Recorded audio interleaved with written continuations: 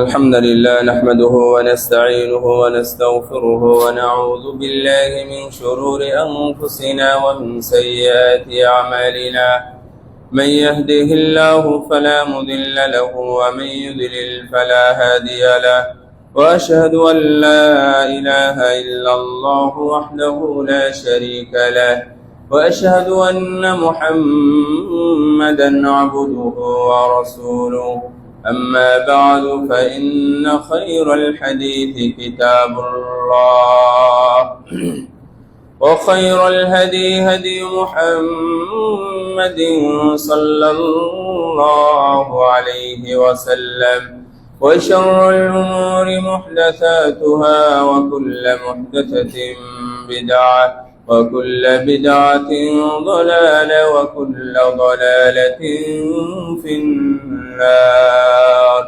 فقد قال الله تعالى في كلامه المجيد والفرقان الحميد: أعوذ بالله من الشيطان الرجيم.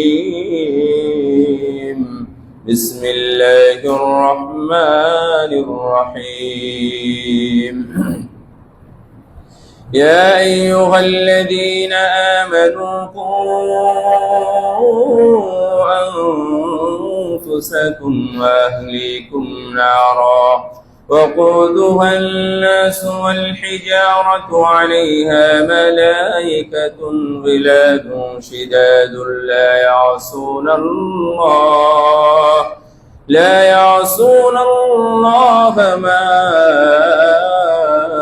أمرهم ويفعلون ما يؤمرون.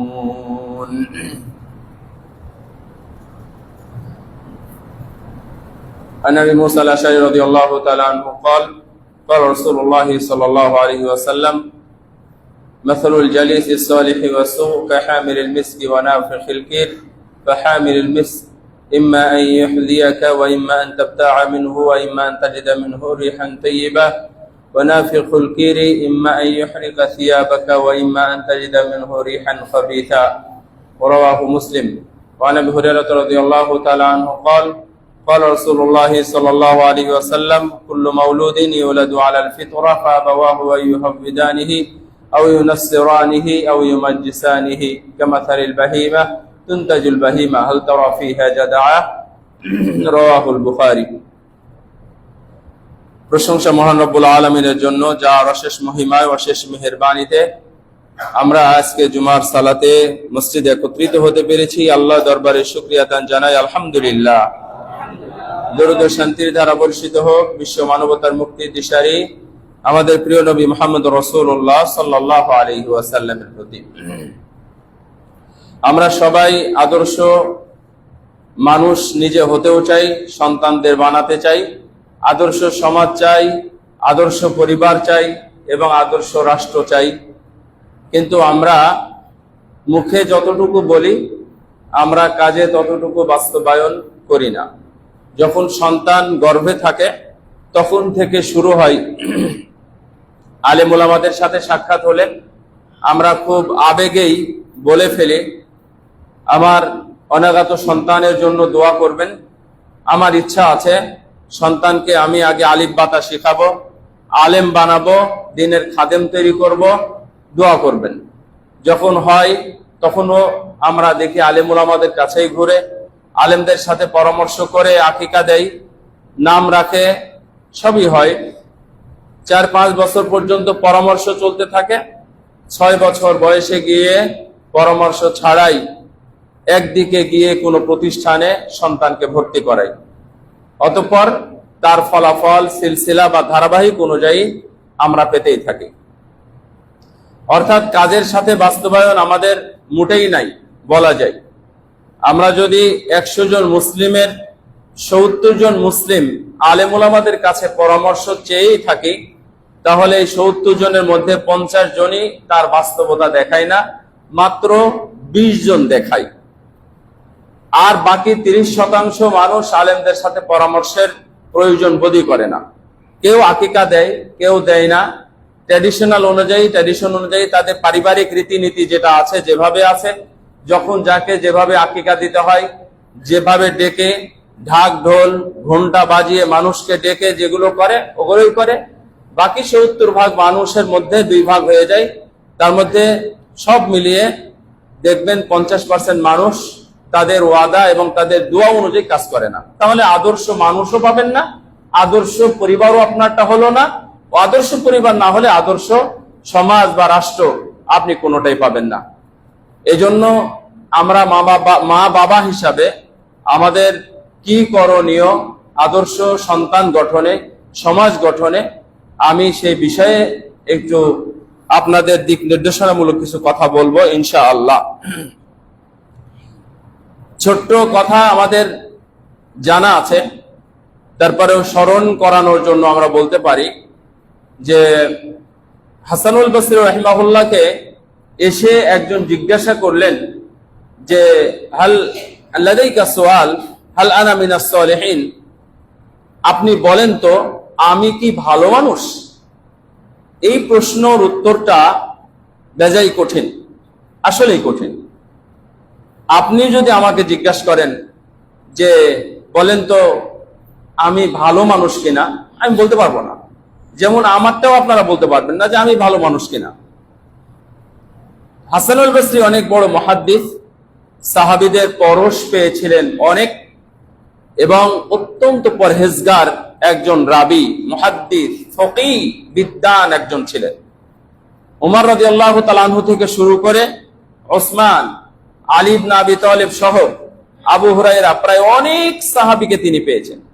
তিনি উত্তর দিয়েছিলেন যে ইন তাদউ লিওয়ালিদাইকা ফাআনতা ওয়ালাদুন সালিহ লিহাদিসিন নবী সাল্লাল্লাহু আলাইহি ওয়াসাল্লাম আনতা ওয়ালাদুন সালিহ ইয়াদউ লাহু ওয়ালাদুন সালিহ ইয়াদউ লাহু। তুমি যদি মা বাবা, দেখেন কঠিন জবাবটা, খুবই কঠিন, আমি আপনি হয়তো বের করতে পারবো না, কিন্তু উনি হাদিস অনুযায়ী একটা জবাব দিয়ে দিলেন যে তুমি যদি মা বাবার জন্য দোয়া করে থাকো তাহলে হাদিস অনুযায়ী তুমি একজন ভালো ছেলে। আপনারা বুঝতে পারেননি কথাটা? আপনি যদি মা বাবার জন্য দোয়া করেন তাহলে হাদিস অনুযায়ী আপনি ভালো মানুষ। আলহামদুলিল্লাহ। মা বাবার জন্য দোয়া করেন? মা বাবার জন্য দোয়া করি আমরা মরার পরে 2-4 দিন, 5 দিন অথবা 1 মাস, ম্যাক্সিমাম আমরা মা বাবাকে ভুলে যাই।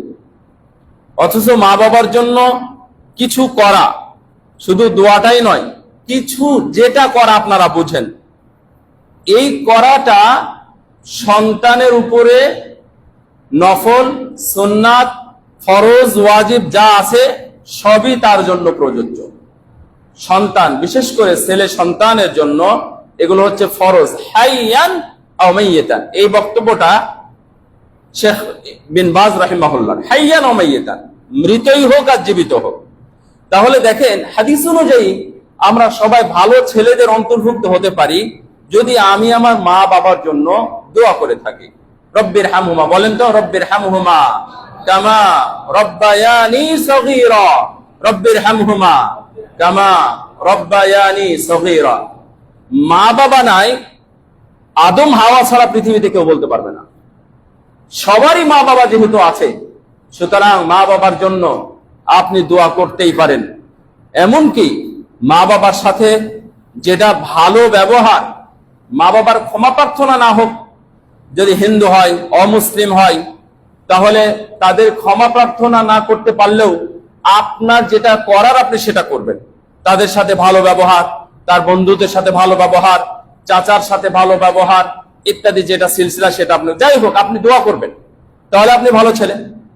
আর যখন একজন সন্তান তার মা বাবার জন্য দোয়া করে, ঠিক তার জন্য তার সন্তানরাও ঠিকই দোয়া করবে। তার মানে আপনি যদি এখন দোয়া করেন, আপনার সন্তানরাও আপনার জন্য দোয়া করবে।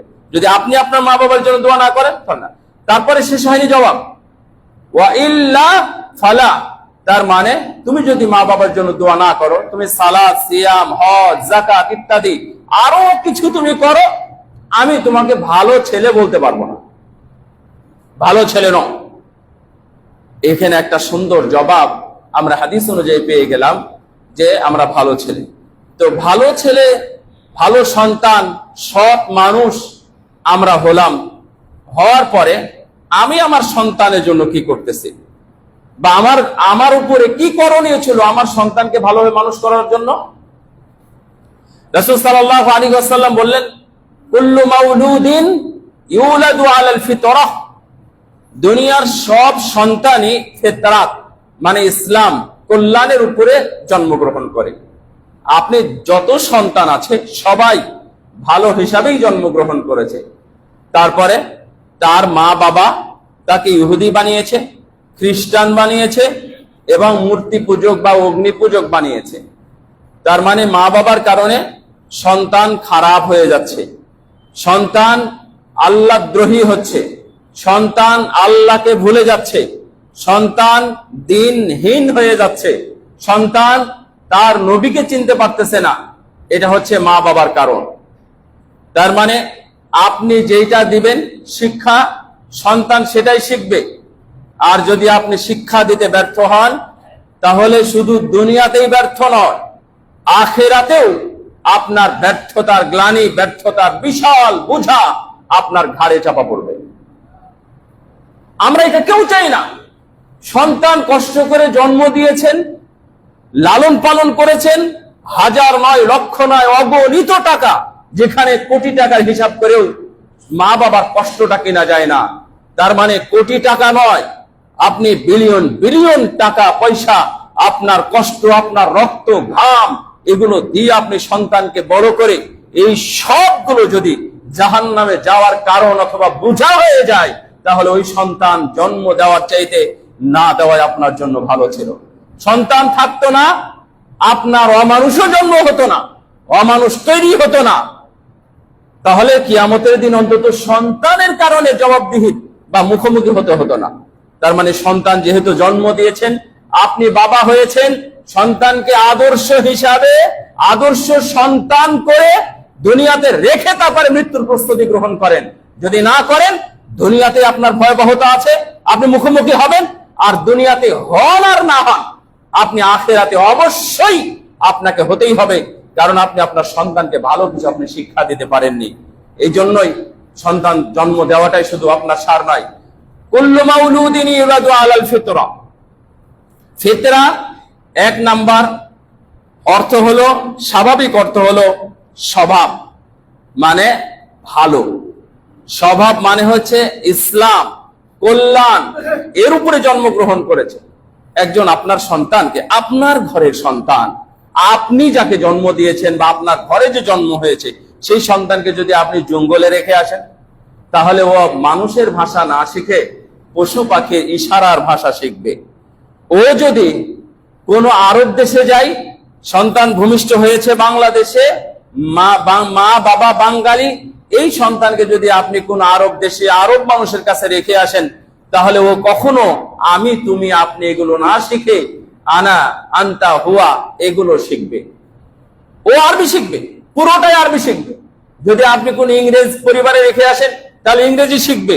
তার মানে আপনি নিজেই প্রমাণ, আপনি নিজেই বুঝতে পারতেছেন যে আপনার সন্তান জন্মের সময় ঠিক ছিল, আপনার কারণে হয়তোবা খুনি হয়েছে, আপনার কারণে হয়তোবা সন্ত্রাসী হয়েছে, আপনার কারণে হয়তোবা মদখোর, জুয়াখোর, অথবা বিড়ি সিগারেট খোর, অথবা বেনামাজি বেঈমান হয়েছে, তাওহীদ মুক্ত হয়েছে, সুন্নাহর আদর্শে সে চলাফেরা করে না, বিদআতি হয়েছে, অথবা শিরকের আড্ডাখানায় গেছে।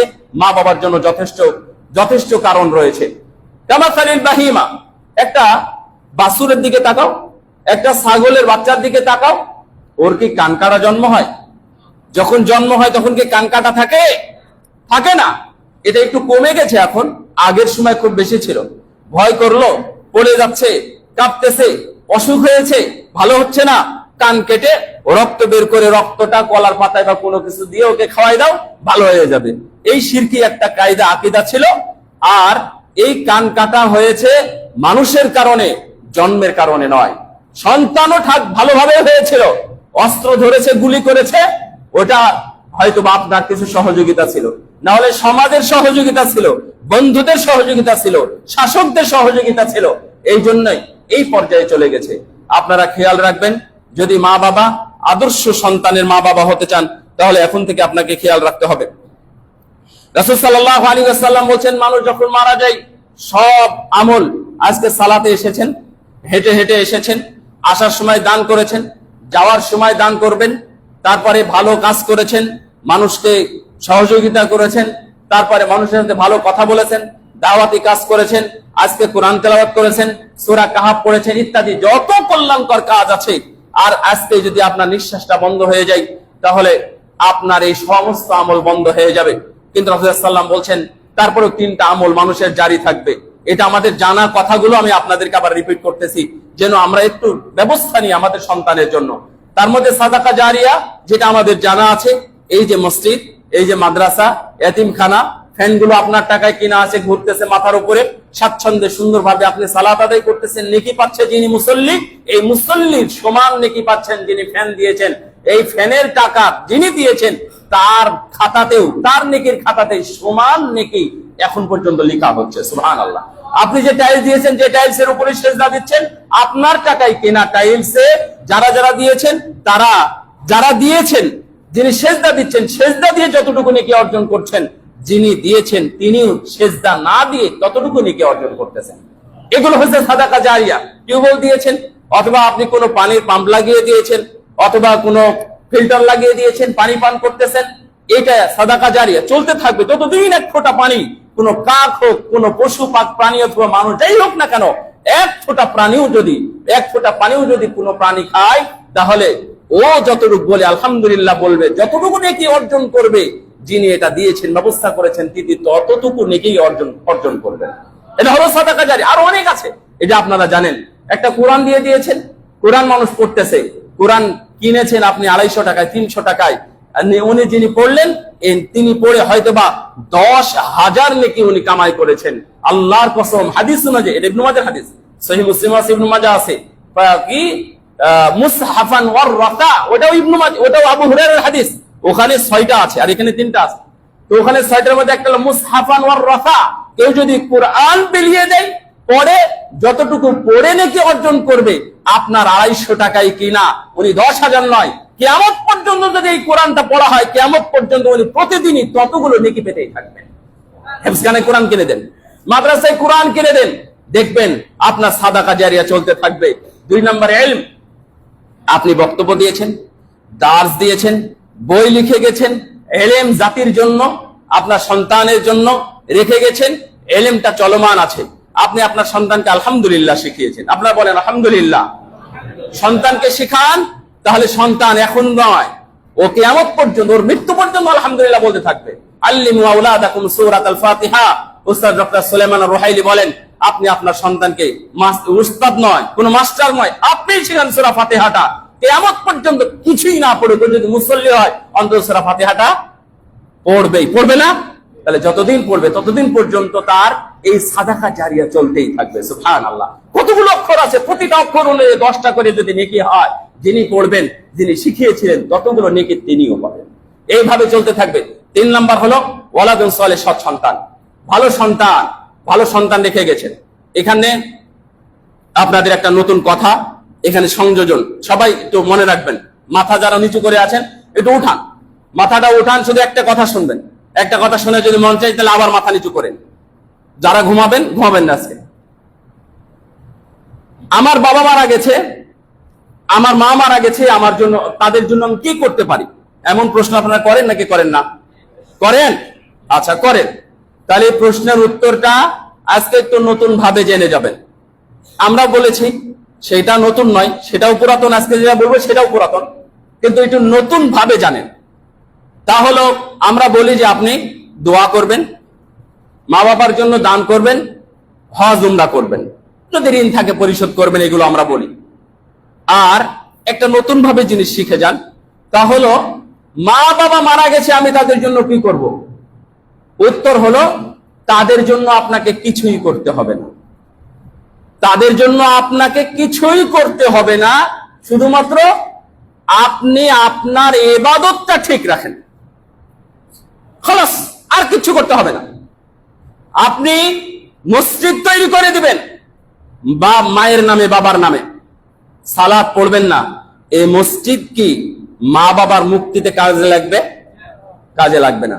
আপনার প্রতিটা ওয়াক্ত সালাত না আদায় না করাটা আপনার মায়ের কবরে শাস্তির কারণ। আপনি কোরআন তেলাওয়াত করবেন না জিন্দেগিতেও, আপনি পুরো বাংলাদেশে কোরআন কপি করে ছাপিয়ে আপনি ছড়িয়ে দিবেন, আপনি কোরআন তেলাওয়াত করবেন না, আপনার তেমন কোনো কাজ নাই। সুতরাং আগে নিজেরটা করবেন, করার পরে এগুলো করবেন।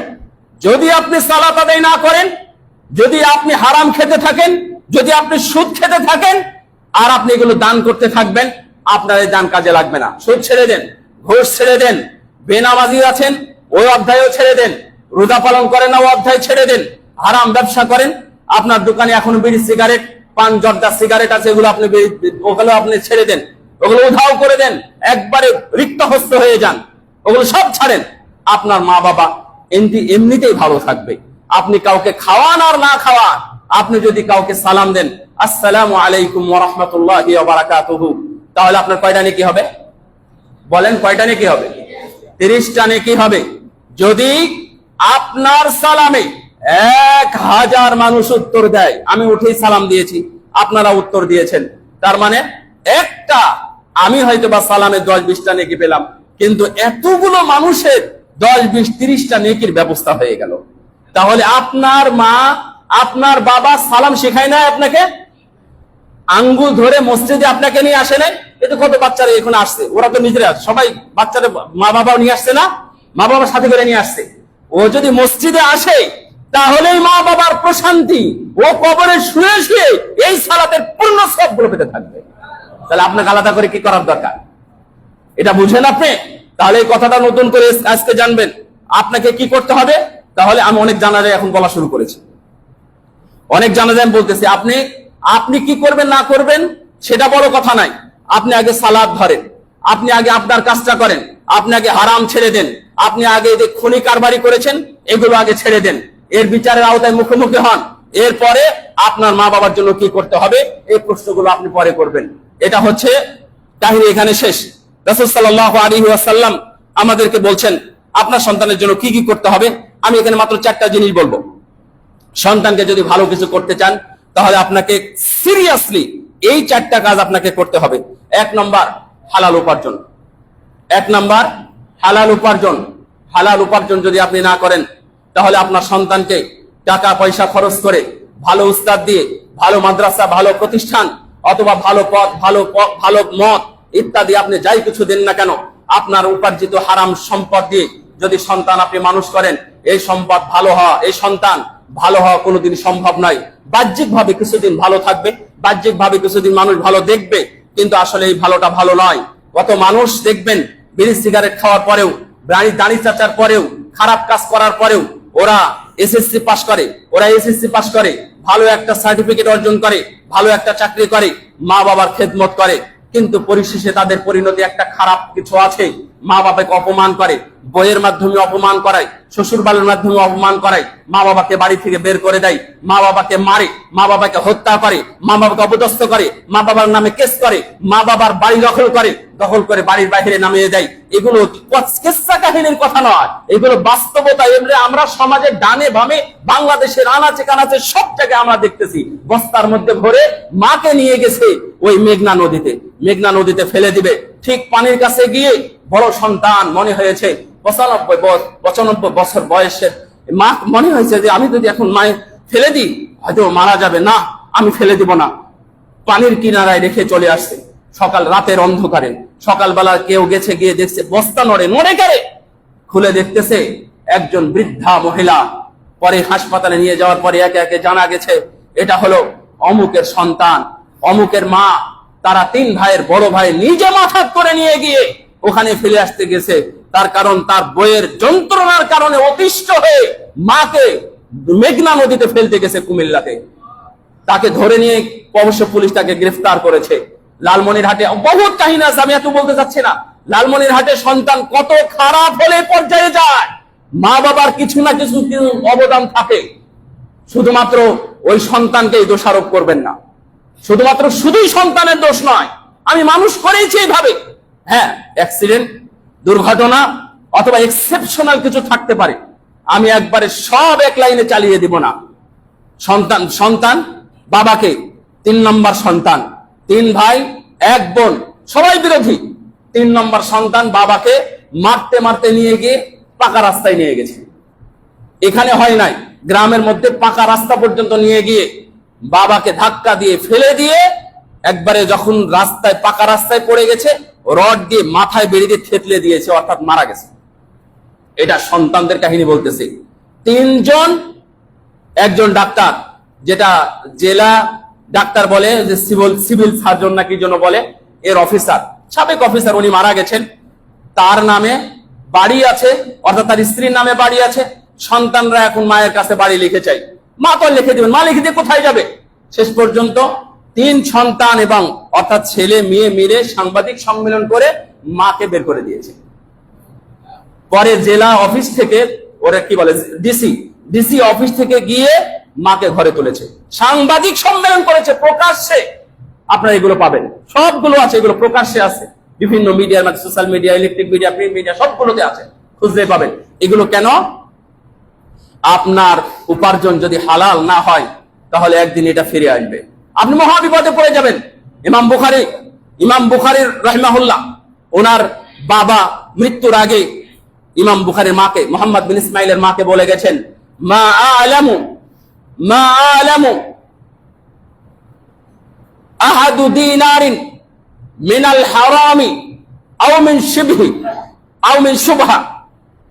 আমার জানা মতে আমার ইনকামের মধ্যে, আমার উপার্জিত ধন সম্পদের মধ্যে একটা দিনার, একটা দিরহাম বা একটা টাকাও হারাম নাই। আমি যা উপার্জন করেছি সবই হালাল। সুতরাং এই টাকা দিয়ে তুমি মুহাম্মদকে পড়াশোনা করিও, এতেই তার বরকত হবে। এই জন্য ইমাম বুখারীর জীবনে খুঁজে পাবেন না উনি কোথাও জায়গির খেয়েছেন কিনা, কারো বাড়িতে উনি খেতে যান নাই, যখন খাবার পান নাই না খেয়ে থেকেছেন। উনি তরকারি ছাড়া, মশলা ছাড়া 21 বছর খেয়েছেন, 21 বছর থেকেছেন। যখন কোনো আলো পান নাই, মানুষের বাড়ির আলোতে উনি লেখেন নাই। কেন জানেন? ওনার ইতিহাস পড়বেন, জীবনীটা পড়বেন, জীবনীটা পড়লে বুঝতে পারবেন। মানুষের বাড়ির আলোতে লেখে নাই। কেন? ওই বাড়ির আলো যেটা জ্বলতেছে, কেরোসিনের তেল আছে বা জাত দিয়ে চালাচ্ছে, এটা হালাল নাকি হারাম আমি তো জানি না। সুতরাং লাইলাতুল কমার উনি যে কয়েকদিন পেয়েছেন, এখানে আপনাদের খতিব আছে, শেখ হাবিবুল্লাহ আছেন, উনি বলতে পারবেন। উনি বড় বড় এইরকম মোটা মোটা তারিখুল কাবির, তারিখুল আওসাত, তারিখুস সাগীর, বড় বড় 3 খান কিতাব লিখেছেন শুধুমাত্র লাইলাতুল কমার কথা। চন্দ্রের রাত্রে যখন চাঁদের আলো পেয়েছেন, উনি লিখেছেন একবারে নিরঙ্কুশ কোনো কিছু, দিনের বেলা যতটুকু পেরেছেন লিখেছেন। তার কারণ উনি জানেন হারাম দ্বারা উপার্জিত কোন সম্পদ যদি আমার এর মধ্যে ঢুকে যায় তাহলে না, আমি কিচ্ছু করতে পারবো না। একদিনের ছোট্ট কাহিনী, আমি একটু কথাগুলো বলে যাচ্ছি, আপনারা জান করতে পারেন তাহলে বলবেন। আমি 1 নম্বর কথাটা যেটা বললাম সেটা হলো হালাল উপার্জন হতে হবে, তাহলে সন্তান ভালো মানুষ হওয়ার সম্ভাবনা আছে। শোনেন, অনেকের দাপট থাকে, সমাজে ভালো দাপট থাকে। 2 রকম দাপট, একটা হলো হারাম টাকার আর একটা হলো হালাল টাকার। হারাম টাকার দাপট নিমিষেই শেষ হয়ে যায়, কিন্তু হালাল টাকার দাপট মৃত্যু পর্যন্ত থাকে। উনি একদিন 700 দিনার, আপনি একটু চিন্তা করতে পারবেন, 700 দিনার। উনি 256 হিজরিতে মারা গেছেন, তার মানে আজ থেকে প্রায় 1200 বছর আগের কাহিনী। 700 দিনার নিয়ে উনি যাচ্ছেন পড়াশোনা করতে, থলের মধ্যে 700 দিনার আছে। চোর বেটা দেখে ফেলেছে 700 দিনার আছে, জাহাজে উঠেছে। চোর একটা অভিনয় করে তার কাছ থেকে কোনোভাবে ওইটা নেওয়ার চেষ্টা করেছে।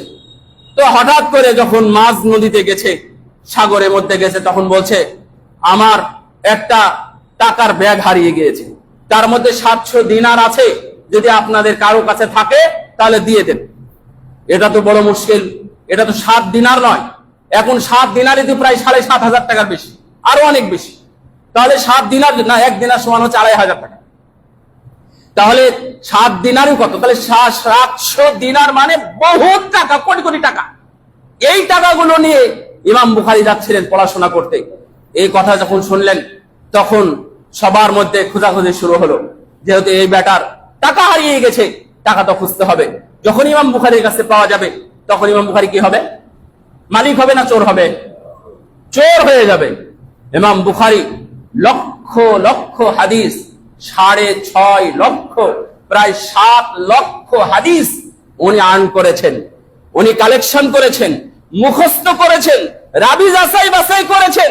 ঠিক এই সময় উনাকে যদি চোর সাজানো হয়, তাহলে তো উনি 7.5 লক্ষ হাদিস উনি হারিয়ে ফেলবেন। উনি মাঝখানে এক বুদ্ধি করে ফেলেছেন। এই বুদ্ধিটা কেউ দেখতেও পায় নাই, কেউ ধরতেও পারে নাই। খোঁজাখুঁজি শুরু হলো, শেষ পর্যন্ত ইমাম বুখারীর কাছে বলল, ইনার কাছেও থাকতে পারে, আমাকে ইনাকে সন্দেহ হচ্ছে, ইনার কাছে ভালো করে খুঁজেন। অনেক খুঁজলো, কিন্তু পাওয়া গেল না। শেষ পর্যন্ত ওই চোর বেটাকে চোর হিসাবে সাব্যস্ত করে তাকেই শাস্তির আওতায় আনা হলো, তাকে পিটন দেওয়া হলো। জিজ্ঞাসা করলো চোর, পরবর্তীতে লুকিয়ে লুকিয়ে এসে বলতেছে, আচ্ছা তোমার কাছে যে 700 দিনার দেখেছিলাম, এটা কোথায় গেল? তো বেটা চোর, তুমি আমাকে 700 দিনারের বিনিময়ে আমাকে চোর সাজা? তুমি জানো আমি 7 লক্ষ হাদিস মুখস্থ করেছি। এই 7 লক্ষ হাদিস 700 দিনারের বিনিময়ে আমি চোর সাজবো? আমার কাছ থেকে কেউ হাদিস নেবে না। বেটা, আমি 700 দিনারই পানির মধ্যে ফেলে দিয়েছি। সুবহানাল্লাহ। আপনি চিন্তা করতে পারেন, হালাল এবং হারামের সংমিশ্রণ। ইমাম আহমদ বিন হাম্বলের জীবনীতে যদি আপনি দেখতে পান, যদি দেখেন জীবনীতে, কোনোদিন আপনি পাবেন না তারা হালাল হারামের সাথে কোনো আপোষ করেছেন কিনা। রাসূল সাল্লাল্লাহু আলাইহি ওয়াসাল্লামের সাহাবী আবু বকর রাদিয়াল্লাহু তাআলা আনহু একদিন খাবার খেয়ে ফেলেছেন, খাওয়ার পরে তেমন কোনো সমস্যা হয় না, না জানতে যদি খেয়ে ফেলে। তারপরে যখন আয়েশা রাদিয়াল্লাহু আনহা বলছেন, যখন গোলাম জায়েদ বলল, আপনি যে খাবার খেয়েছেন এটা তো আমার কেহানা, গণকি করতাম ওই জাহেলি যুগে, সেই টাকা পাওনা ছিল, ওই খাবার এখানে দিয়ে গেছে, আপনি সেটাই খেলেন, কি বলো? আয়েশা রাদিয়াল্লাহু আনহা বলছেন, আব্বা এইভাবে গলার মধ্যে হাত ঢুকিয়ে দিয়ে ওয়াক ওয়াক করে বমি করে ফেলে দিলেন, যে না, ওই গণকি করা খাবার যেন আমার পেটের মধ্যে না থাকে, এই বলে সবগুলো ফেলে দিলেন। হালাল হারাম এইভাবে বেঁচেছে। আপনার 1 নম্বর গুণ হলো, আপনার অবশ্যই উপার্জন হালাল হতে হবে। হারাম উপার্জন আল্লাহর কসম নিয়েন না। আপনার বিশাল বড় মুদির দোকান, এই মুদির দোকানে আপনি রেখেছেন মাত্র 300 টাকা। গত জুম্মায় আমি যেখানে খুতবা দিয়েছি, ওখানে এক জায়গাতে বসে থেকে চা খেয়েছি। চা খাওয়ার পরে দেখলাম মাশাআল্লাহ ভালো মানুষ, তো দেখছি একবার সামনে সিগারেট। গত জুম্মার কাহিনী বলতেছে। তা আমি বললাম যে আমি এগুলো সব কিনে নিব, আপনি আমাকে দেন। আর আমার সাথে আরেকজন ছিল, আরেকজন খতিব ছিল। বুঝি এগুলো কিনে কি করবেন? না, আমি কিনে নেবো, দেন। শর্ত হলো যা আছে আমি সবই কিনে নিব, এরপরে আপনি বিক্রি করতে পারবেন না। তো বলছে যে আমি এরপরে ঠিক আছে, আমি বিক্রি করব না, এটাই আমার শেষ, আমি আর বিক্রি করবো না, আপনাকে কিনতে হবে না। আমি বললাম যে না, আপনি যেহেতু বললেন যে আমি আর বিক্রি করবো না এরপরে, তাহলে আমি এই ক্রেতা আমাকে দিয়ে দেন। আলহামদুলিল্লাহ, আমি সবগুলো কিনে নিয়েছি। মেলা অনেকগুলো ছিল, পলিথিন বড় ভর্তি প্যাকেট হয়ে গেল, আমি সবগুলো দেন। ও সে আমার সামনে ওয়াদা করেছে, আমি আর জীবনে কখনো বিড়ি সিগারেট বিক্রি করবো না। আলহামদুলিল্লাহ, আপনারা হাজি হয়েছেন, আপনারা মুসল্লি হয়েছেন, আপনারা ভালো মুসল্লি, আপনারা ইমানদার, রাতের সালাত আদায় করেন, আপনি ভালো সুন্দর দাড়ি রেখেছেন, সিগারেট খান না, কিন্তু সিগারেট বিক্রি করেন। সিগারেট বিক্রির জন্য আপনি ঘর ভাড়া দেন, দাড়ি কাটার জন্য আপনি ঘর ভাড়া দিয়েছেন, তাহলে আপনিও হারাম খোর, আপনিও হারাম খান। এই হারাম খেয়ে সন্তানকে আপনি ভালো মানুষ করতে পারবেন না ভাই। আপনার গোড়া থেকে শুরু করতে হবে। এত দারিদ্রতা ভয় পাবেন না, এত দারিদ্রতার ভয় পাবেন না। ইন্নামা ইউরিদু শাইতানু আন ইউকিয়া বাইনাকুমুল আদাওয়াতা ওয়াল ফাকরা। আল্লাহু ইউরিদু, আল্লাহ রাব্বুল আলামিন চান তোমাদেরকে ধনী বানাতে, আর শয়তান চাই তোমাদেরকে গরীব বানাতে। মানে শয়তান তোমাদেরকে স্মরণ করিয়ে দেয় যে তোমরা গরীব হয়ে যাবা। তো শয়তানের ধোঁকাতে নিয়ে আসে। মানে বলে সিগারেট যদি না থাকে তাহলে বিক্রি হবে কেমনে? আমি এখানে বসে নাম লিখে এবং স্থান সহ লোকেশন সহ আমি আপনাকে দেব। অন্তত আমি 50টা দোকানের নাম বলবো যারা সিগারেট বিক্রি করে দেওয়ার পরে তাদের বিক্রি 1 টাকাও কমে নাই। বাড়ি দোতলা ছিল, তারা 3 তলা করেছে বিড়ি সিগারেট বিক্রি বন্ধ করার পরে। আলহামদুলিল্লাহ।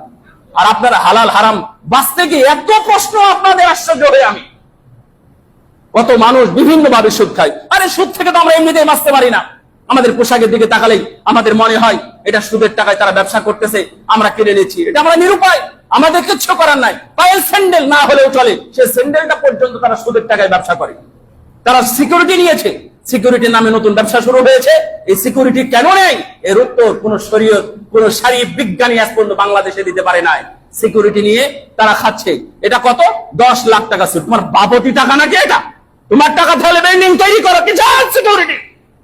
এগুলো হারাম। তুমি হাজির হও আর গাজী হও, এটা চলবে না। এটা হারাম তো হারামি, কেউ এটাকে হালাল করতে পারবে না। আশ্চর্য শুরু হয়েছে, একটা বিল্ডিং শুরু করে দিয়েছে, সিকিউরিটি 10 লাখ টাকা। একটু ঘরের দাম 10 লাখ টাকা। তোমার টাকা আছে তৈরি করো, নয় টাকা নাই তৈরি করো না, দরকার নেই। তোমাকে হারাম খেতে বলেছে কে? এই টাকাটা তুমি কখন ফেরত দিবে?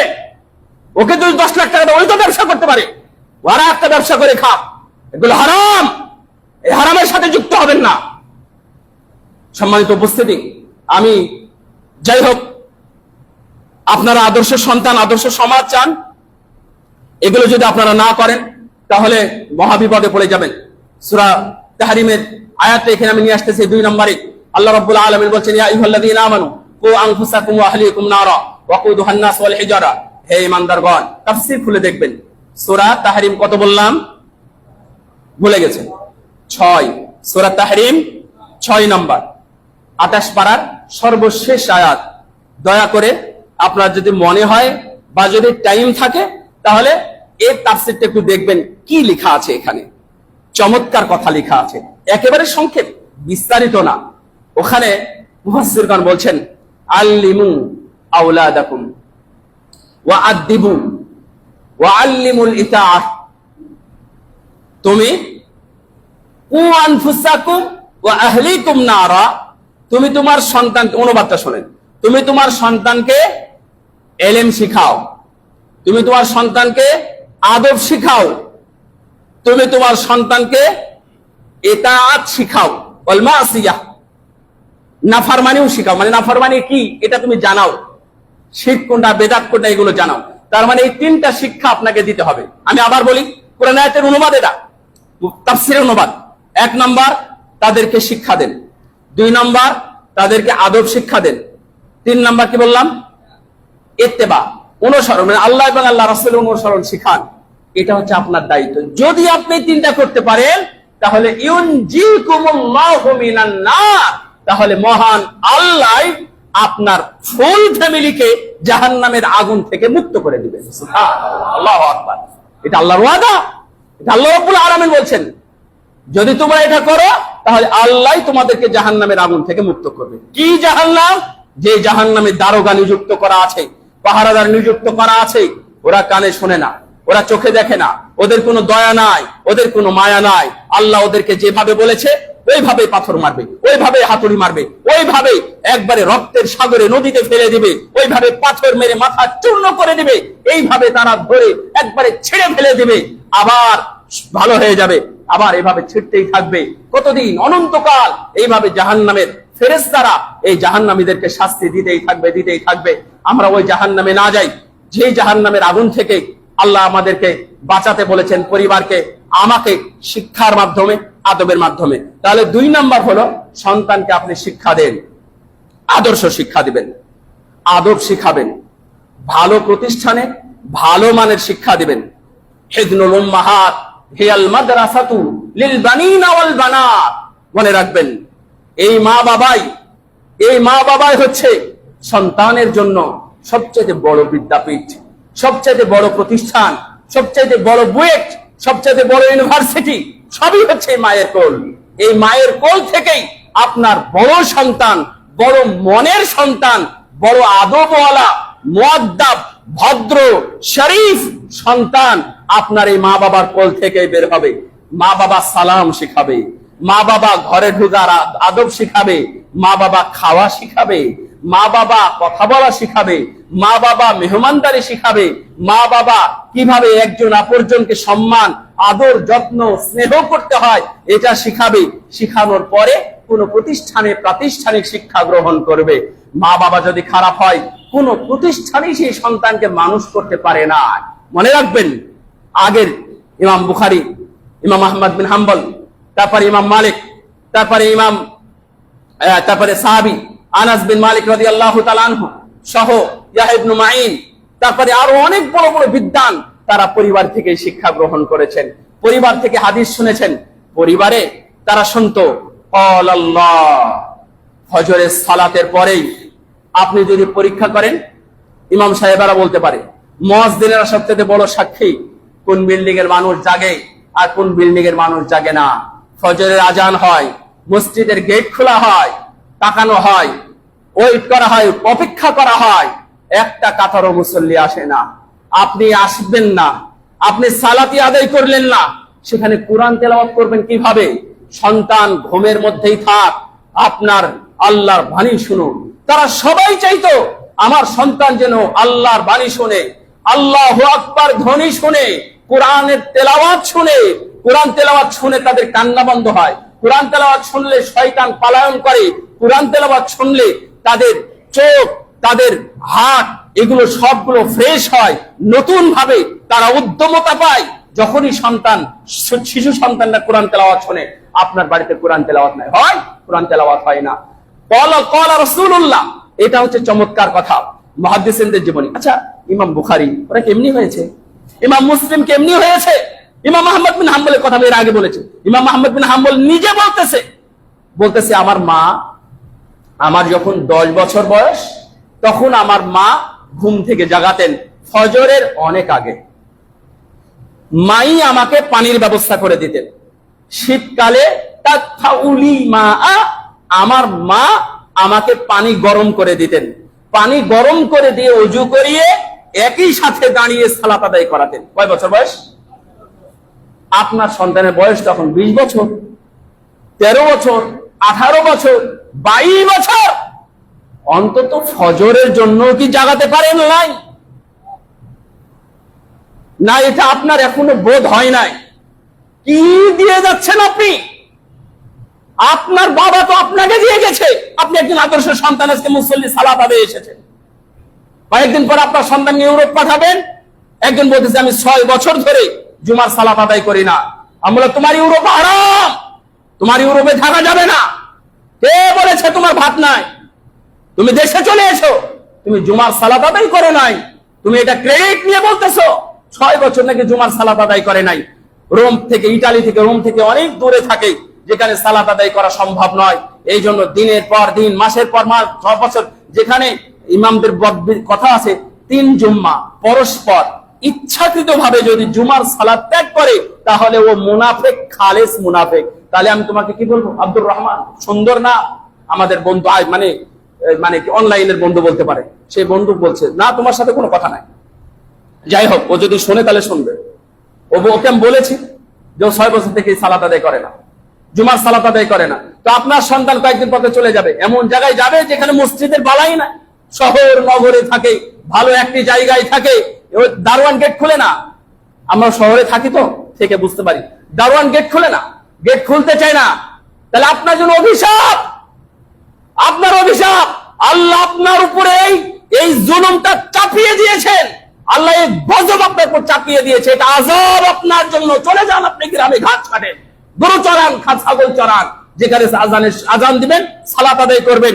একদিন মরার পরে আপনি সুসম্মানিত হবেন।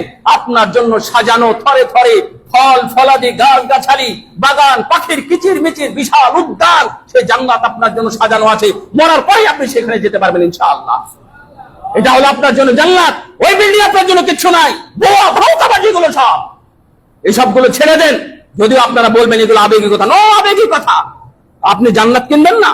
সবাই তো বলতেছে আমি আদর্শ মানুষ হব, আমি জান্নাতে যাব। কিভাবে জান্নাতে যাবেন? যে এটার কোনো আপনার কোনো প্ল্যাটফর্ম নাই, আপনার কোনো কর্মসূচি নাই, আপনার কোনো ক্যাটাগরি নাই, কিচ্ছু নাই।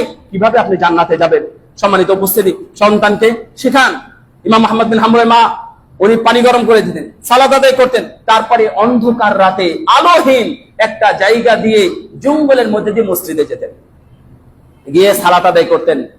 আর আমাদের এখানে পাশে বাড়িতে আলোর মধ্যে, বিদ্যুতের মধ্যে, এখানে ফ্যান থাকে, এখানে এসি থাকে, সবকিছুর ব্যবস্থা থাকার পরেও আমাদের হচ্ছে না। আমি বলেছিলাম 4টা কথা বলবো, তারপরে হলো আদব শিখানো। 3 নম্বর আদব শিখানো, এলেম বলেছি। 3 নম্বর আদব। তো আদবটা আমাদের হয় না। অনেকেই এই ইমাম মালিকের মা মালিককে বলতেছে তুমি উস্তাদের কাছে যাও, গিয়ে আগে আদব শিখবে, তারপরে এলেম শিখবে। আচ্ছা আপনারা বলেন তো, শিক্ষিত বেয়াদব আপনাদের কাছে গ্রহণযোগ্য? অশিক্ষিত মুআদ্দাব আদবওয়ালা গ্রহণযোগ্য? এটা আল্লাহর কাছেও গ্রহণযোগ্য। শয়তান হলো শিক্ষিত বেয়াদব। তার মানে আদব শিখাতে হবে, কিন্তু আদব শিখাবেন কোথায়? আদব তো বংশ থেকে আসে, আদব তো মা বাবার থেকে আসে, এটা শিখানো খুব মুশকিল। সুতরাং আপনি একটু মুআদ্দাব হন। অনেকদিন আগে 2017 সালে এপ্রিল মাসে শেখ আব্দুর রহমান আব্দুল আজিজ আসদাইস উনি খুতবা দিয়েছিলেন। খুতবার মধ্যে উনি দারুণ কথা উল্লেখ করেছিলেন। অনুবাদ করতে গিয়ে দেখলাম উনি বলছেন, আপনি আপনার সন্তানের সামনে বেয়াদবি করেছেন। আপনার সন্তান মনে করছেন দেখে নাই, ওইটা আপনার সন্তানের মধ্যে আপনি একদিন পাবেন, কিন্তু আপনি তখন চট থাপ্পড় মারতে যাবেন, ও আপনার লাঠি ধরবে, হাত ধরে নেবে, মানে আপনার সাথে বেয়াদবিটা শুরু করে দেবে। তখন বাপ চাচাকে ডাকবেন, দাদাকে ডাকবেন। সম্মানিত উপস্থিতি, তো এই আদব শিখাতে হবে। আদব যদি না শিখান তাহলে শিক্ষা দিয়ে তেমন কোনো লাভ হবে না। আজকে বড় বড় শিক্ষিত কিন্তু কি নাই? আদব নাই। আদব না থাকার কারণে বিপদ। 4 নাম্বার দোয়া করবেন। এই শুনেন, আপনারা কি দোয়া করেন সন্তানদের জন্য? দোয়া করেন না। কতদিন দোয়া করেন আমি জানি? রব্বি হাবলি মিনাস সালিহিন বলেন। সালেহিন কারা জানেন? সাহাবী, তাবেঈ, আইমায়ে মুজতাহিদিন, ইমাম আবু হানিফা, ইমাম মালিক, ইমাম শাফি, ইমাম আহমদ বিন হাম্বল, তারপর ইমাম বুখারী, ইমাম মুসলিম, আবু দাউদ, নাসাই, তিরমিজি, আহমদ ইবনে তাইমিয়া, ইবনে কাইয়িম রাহিমাহুল্লাহ, ইবনে হাজার আসকালানি, তারপরে আরো যারা ছিলেন, এগুলো হচ্ছে সালেহিন। সালেহিন মানে সৎ মানুষ। আমি শেষ করব, ভয় পাবেন না। তাহলে 4 নম্বর দোয়া করা। আমরা দোয়াই করি না। তাহলে আপনার সন্তান, রব্বি হাবলি মিনাস সালিহিন মানে আল্লাহ তুমি আমার সন্তানকে সালেহিনদের অন্তর্ভুক্ত করো, সৎ মানুষদের অন্তর্ভুক্ত করো। সুবহানাল্লাহ। আপনি দোয়া করেন রব্বি হাবলি মিনাস সালিহিন। আবার বলেন রব্বি হাবলি মিনাস সালিহিন। ইব্রাহিম আলাইহিস সালাম দোয়া করেছিলেন, তাই না? ইব্রাহিম আলাইহিস সালাম, খুব গরম পড়তেছে আজকে, আল্লাহ যেন আমাদেরকে প্রশান্তি দান করেন, আমিন। ইব্রাহিম আলাইহিস সালাম দোয়া করেছিলেন, আল্লাহ তাকে এত ভালো সন্তান দিয়েছেন, আল্লাহ রাব্বুল আলামিন 2 জন সন্তান 2 জনকেই নবী বানিয়ে দিয়েছেন। সুবহানাল্লাহ। রব্বি জালনি মুকিমাস সালাতি ওয়া মিন যুররিয়াতি। আল্লাহ তুমি আমার সন্তানকে নামাজি বানাও। আল্লাহ দেখছেন, নবী বানাই দিয়েছেন। জাকারিয়া আলাইহিস সালাম দোয়া করলেন, আল্লাহ তুমি আমাকে ভালো ছেলে দাও। দোয়া কবুল হলো তো হলোই, আল্লাহ নবী বানিয়ে পাঠালেন। মারিয়াম আলাইহিস সালামের মা, ইমরানের স্ত্রী, তিনি দোয়া করলেন যে উঈদুহা বিকা ওয়া যুররিয়াতাহা মিনাশ শাইতানির রাজিম। দেখেন দোয়া কিভাবে কবুল হয়। সুবহানাল্লাহ। বললেন যে আল্লাহ তুমি আমার সন্তান এবং তার সন্তান, মানে আমার সন্তান কে? মারিয়াম। আমার সন্তান মারিয়ামকে এবং মারিয়ামের সন্তানকে আমি তোমার দরবারে আশ্রয় দিয়ে দিলাম। আশ্রয় চাচ্ছি, তাদের অকল্যাণ থেকে তুমি তাদের রক্ষা করো। সুবহানাল্লাহ। তার দোয়া আল্লাহ এভাবে কবুল করেছেন। হাদিসে আসছে পৃথিবীতে 2 জন সন্তান জন্মের সময় কান্নাকাটি করে নাই, সেই 2 জনকে ঈসা এবং তার মা, ঈসা আলাইহিস সালাম এবং তার মানে দোয়াটা খুবই ইফেক্টেবল, খুবই কাজে লাগে। বিদ্যুৎ আসছে? তাই আলহামদুলিল্লাহ। তো আপনারা সন্তানদের জন্য একটু বেশি করে দোয়া করবেন। একটা আমি করে আলেম ওলামাদের পাশে নিয়ে যাবেন। আমার এই 4টা পয়েন্ট ছিল। 1 নম্বর বললাম কি? হালাল। মনে থাকবে তো? কি চেষ্টা করবেন না? ইনশাআল্লাহ। আপনার এই গাড়ি বাড়িয়ে দিয়ে ভালো স্কুলে পড়িয়ে অমানুষ হলে ওই সন্তান আমার দরকার নাই, আমরা চাই না। চাই এরকম, তাহলে হালাল। 2 নম্বর কি বলেছি? শিক্ষা দেওয়া, আদর্শ। আমি এখানে পয়েন্ট লিখেছি কিন্তু ওটা অত বলতে পারবো না। তারবিয়া শিক্ষা, ভালো উস্তাদের কাছে নিয়ে যাওয়া ইত্যাদি, এগুলো আছে, সবই আছে। মানে আপনি ভালো শিক্ষা যেটা মনে করেন সেটা দিবেন। তার মানে আলেমদের সাথে পরামর্শ করবেন, পরামর্শ করে তারপরে নিয়ে যাবেন। শিক্ষা দেওয়া। 3 নম্বর কি বলেছি? আদব শিক্ষা দেওয়া। এটা আমি এক্সট্রা কেন বলেছি? আদবটা খুবই গুরুত্বপূর্ণ, এই জন্য। 4 নম্বর হলো দোয়া করা। এটা আপনারা সম্পদের একটা উদাহরণ দিচ্ছি আমি ইনশাআল্লাহ কয়েক মিনিটের মধ্যে শেষ করে দেব। ছোট্ট কথাটা এখানে না বললে হবে না।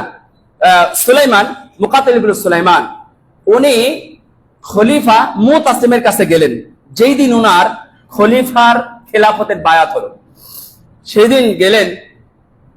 তো যাওয়ার পরে খলিফা বলতেছেন, উনি হলেন বিখ্যাত তাবেঈ, বলছেন যে আমাকে কিছু নাসিহা করেন, উপদেশ দেন। তো মুকাতিল ইবনে সুলাইমান বিখ্যাত আলেম তাবেঈ এবং উনি রাবী, বলছেন যে আপনাকে আমি কি উপদেশ দিব, কি নসিহত করব? আমি যেটা চোখ দিয়ে দেখেছি সেই উপদেশ দিব, নাকি যেটা শুনেছি সেটা বলবো? তখন বলছেন আপনি যেটা দেখেছেন চোখ দিয়ে সেটা দেন। তখন বলছে যে আমি দেখেছি, আমি একবার খুব সংক্ষেপে গল্পটা করে শেষ করে দিই। তো বলছে যে আমি দেখেছি ওমর ইবনে আব্দুল আজিজ উনি 11টি সন্তান, না 12টি সন্তান, না কত টাকা, 12টি সন্তান রেখে গেছিলেন, 11টা হবে, আহাদ আশারা, 11টা সন্তান রেখে গেলেন, ছেলে সন্তান। তাদের জন্য মরার সময় রেখে গেলেন 18 দিনার। কত দিনার বললাম? 18 দিনার। উনার দাফন কাফনের খরচ হয়ে গেল 9 দিনার, থাকলো কত? 9টা। আর বাকি 9 দিনার 11 ভাইয়ের মধ্যে ভাগ করে দেওয়া হলো। তো উনাকে জিজ্ঞাসা করলেন, এ মুকাতিল, আপনি কি রেখে গেলেন সন্তানের জন্য? তখন উনি বলছেন আমি আমার সন্তানের জন্য তাকওয়া রেখে গেলাম, আর ওদের জন্য এই যদি তাকওয়া রেখে গেলাম, এই তাকওয়াটাই তাদের কল্যাণে আসবে। এই যে আমি পেয়েছি, সরি। তো উনি বলছেন যে আপনি কি রেখে গেলেন? তখন বল তারাকতু লাহুম তাকওয়াল্লাহ, আল্লাহর তাকওয়া রেখে গেলাম। ফা ইন কানু সালিহিনা ফাল্লাহু তাআলা ইয়াতাওয়াল্লাস সালিহিন, যদি তারা ভালো হয় তাহলে আল্লাহই তাদের দায়িত্ব নেবেন। সুবহানাল্লাহ। আর যদি আরেকজন হলেন যে আব্দুল মালিকের সন্তান, আব্দুল মালিকের সন্তান ওনারা রেখে গেছিলেন প্রতিটা, হিশাম ইবনে আব্দুল মালিক তারও 11 জন সন্তান ছিল, প্রতি সন্তানের জন্য রেখেছিলেন 1 মিলিয়ন দিনার। তার মানে 1 মিলিয়ন মানে 10 লক্ষ। এটা সবার জন্য নয়, একজনের জন্য 10 লক্ষ দিনার রেখে গিয়েছিলেন। তখন উনি বলতেছেন যে লাকাদ রাআইতু ফি ইয়াউমিন ওয়াহিদিন আহাদু আবনাই উমর ইবনে আব্দুল আজিজ ইয়াতাসাদ্দাকু বিমিয়াতি ফারসিন লিল জিহাদ ফি সাবিলিল্লাহ, আমি একদিন দেখেছি জিহাদের ময়দানে তাদের সন্তান, উমর ইবনে আব্দুল আজিজের সন্তান প্রত্যেকেই 100 করে ঘোড়া আল্লাহর রাস্তায় দান করতেছে। সুবহানাল্লাহ। 1 দিনারও তারা ভাগে পায় নাই, তাই না? তাকওয়া রেখে গেছিলেন, আল্লাহ তাদের দায়িত্ব নিয়ে 100 ঘোড়া দান করার ব্যবস্থা করে দেন। ওয়া আহাদু আবনাই হিশাম ইয়াতাসাওয়ালু ফিল আসওয়াক, আর দেখলাম যে হিশাম ইবনে আব্দুল মালিকের সন্তান, 11টা সন্তান, ওদের ঘাড়ে বস্তা নিয়ে ঘুরে বেড়াচ্ছে। বস্তা কখন নিয়ে ঘুরে বেড়ায়? ভিক্ষা করার সময় বা কামলা দেওয়ার সময় বস্তা নিয়ে ঘুরে, অর্থাৎ উনি বুঝাইছেন যে ভিক্ষা করতে। সুতরাং সম্পদের অহংকারী হবেন না, সন্তানের দিকে, সম্পদের দিকে তাকাবেন না। রাআইতু ইয়াজরি ওয়ারা আল মালি ফাল মালু তারিকুহু ওয়া রাআইতু আন-নাসা ইয়াবনিল কুসুরা ওয়াল কবরু মাসকানুহু, বিশাল বড় বড় বিল্ডিং তৈরি করে রেখে দিয়েছে, কবরে যা পড়ে আছে। গত সপ্তাহে ভদ্রলোক মারা গেল, উনি জার্মানির প্রবাসী মানুষ, তার মানে উনি হয়তো লক্ষ কোটি টাকার মালিক, হঠাৎ বিদ্যুৎ স্পৃষ্ট হয়ে কাকে খেতে দিতেছিল? কবুতরকে। কবুতরকে খেতে দিতে গিয়ে আমাদের এক দিনই ভাই, আমি খারাপ বলছি না, আল্লাহ যেন তারপর রহম করে, আল্লাহ যেন তাকে জান্নাতবাসী করে, আমি বলতে চাচ্ছি যে কোনো সময় আপনার এই দুর্ঘটনা, যে কোনো সময় মৃত্যুর খবর চলে আসতে পারে। আপনি এত সম্পদের দিকে না নিয়ে তাকওয়ার দিকে যান, তাকওয়ার উপরে সন্তানদেরকে রেখে যান, ইনশাআল্লাহ দেখবেন আপনার বাড়িতে 4 ইমামের মধ্যে ভালো মানুষ জন্ম হবে। 4 ইমামের মধ্যে সবচেয়ে দরিদ্র ছিলেন কে জানেন? কে? আহমদ বিন হাম্বল। 4 ইমামের মধ্যে সবচেয়ে ভিতরের পরেশগারিতা আমরা জানি না, কিন্তু আমরা উপরেরটা যেটা জানি, 4 ইমামের মধ্যে সবচেয়ে বেশি পরহেজগার হলেন ইমাম আহমদ বিন হাম্বল। 4 ইমামের মধ্যে সবচেয়ে বেশি হাদিস মুখস্থ ছিল কার? ইমাম আহমদ বিন হাম্বলের। 4 ইমামের মধ্যে সবচেয়ে এখন বেশি স্মরণ করা হয় যাকে, তিনি হলেন ইমাম আহমদ বিন হাম্বল রাহিমাহুল্লাহ। উনি 3 দিন 5 দিন 7 দিন ধরে পর্যন্ত খেতে পান নাই, এবং পুরো বাগদাদের, পুরো দেশের আলেম একদিকে, উনি হলেন একদিকে। একটু মানুষের তো ইতস্তবোধ থাকে না, সবাই তো এখন একদিক হয়ে গেল, আমি এখন কি করি? না, আমিও এক দলে যোগ হয়ে যাই, সরকারি দলের লোক হয়ে যাই। ইমাম আহমদ বিন হাম্বল হন না, বুঝতে পারলেন? একাই ছিলেন উনি এক পথে, আর আল্লাহ একাই, একটাই আল্লাহ, একজন ব্যক্তিকে আল্লাহ সঠিক রেখেছিলেন, আলহামদুলিল্লাহ। ইনি হলেন ইমাম আহলি সুন্নাহ ওয়াল জামাআহ। আল্লাহ তাকে এত সম্মান এবং মর্যাদা দিয়েছেন। এই ধরনের অনেক অধ্যায় আছে।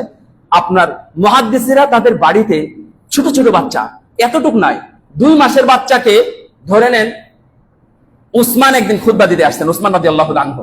তখন হাসানুল বসরি ছোট মানুষ, তখন উম্মু খায়রা, উম্মু সালামা রাসূলের স্ত্রী, তাকে পাঠাইছে, যাও তুমি হাদিস শুনে আসো। যখন উমর ইবনে খাত্তাব এসেছেন, তখন উনি 2-5 দিনের বা 2 মাসের সন্তান, তখন তার কাছে পাঠাইছেন, যদি একটা হাদিস শুনে তাহলে কানে ঢুকবে। এইভাবে তারা উস্তাদের কাছে নিয়ে যেতেন, উস্তাদের কাছে নিয়ে যেতেন তারা হাদিস শোনানোর জন্য। আর আপনারা কোথায় নিয়ে যান, কি শোনান, গান বাজনা ইত্যাদি, মোবাইলে কত কি ঠাকুমার ঝুলির গল্প দিয়ে ভর্তি করে রেখেছে, মোবাইলে দিয়েছে, আবার নেটও ছেড়ে দিয়েছে। আমরা কত বোকা বুঝে। আল্লাহ যেন আমাদের এই সন্তানগুলোকে আল্লাহ রক্ষা করেন। আমার আল্লাহর কাছে দোয়া করি, আল্লাহ তুমি আমাদেরকে এবং আমাদের সন্তানগুলোকে হেফাজত করো। আমাদের যে করণীয় আছে, এই করণীয়গুলো আমাদেরকে করার তুমি তৌফিক দান করো। আমাদের সন্তান জন্মের সময়, লালন পালনে, শিক্ষা দেওয়ার সময়, বিবাহ দেওয়ার সময়, মৃত্যুর সময়, মৃত্যুর পর সবকিছুতে আমাদের খেয়াল রাখতে হবে। অনেক আমরা দেখি মেয়েদেরকে আপনারা দিয়ে দেন বেদাতিদের এলাকায়, চাকরি আছে, টাকা আছে, পয়সা আছে, বিয়ে দিয়ে দাও। এটা আবার কোন ধরনের কথা হলো? এটা আপনারা খেয়াল করবেন না, বেদাতির কাছে দিয়ে দিবেন। এত বুদ্ধিমান মানুষ আপনি, কতদিন হলে বিয়ে হয়নি, আপনি একটা গরিব মানুষের কাছে বিয়ে দেন, তাতে কি হয়েছে? বেকারের কাছে বিয়ে দেন। আমার 3 বোনকে আমার আব্বা বিয়ে দিয়েছেন বেকারদের কাছে। আমার জানা মতে আমার শ্বশুর 6 মেয়েকে বিয়ে দিয়েছে, আমি সহ 6 জনই বেকার ছিল যখন বিয়ে দিয়েছে। আমিও বেকার, আমি ছাত্র অবস্থা বিয়ে করেছি। তো ওনাদের তো কোনো সমস্যা নাই, আপনি এত খুঁজতে যান কেন? ব্যাংকের চাকরি, কত টাকা বেতন, কি স্ট্যাটাস, কয় ভাই বোন, কি কি আছে না আছে, এগুলো দেখে কয় ওদের ননদ আছে কিনা, ওদের বিয়ে হয়েছে কিনা, এগুলো একবারে খারাপ। একান্নবর্তী পরিবার রাখেন, ভালো রাখেন, মা বাবার সাথে থাকুক, শ্বশুর শাশুড়ি থাকুক, ভালো থাকবে ইনশাআল্লাহ। আল্লাহ রাব্বুল আলামিন যেন আমাদের সবাইকে সন্তানগুলোর আদর্শ সন্তান বানানোর তৌফিক দান করেন। আমিন। ওয়া আখির দাওয়ানা আলহামদুলিল্লাহি রাব্বিল আলামিন।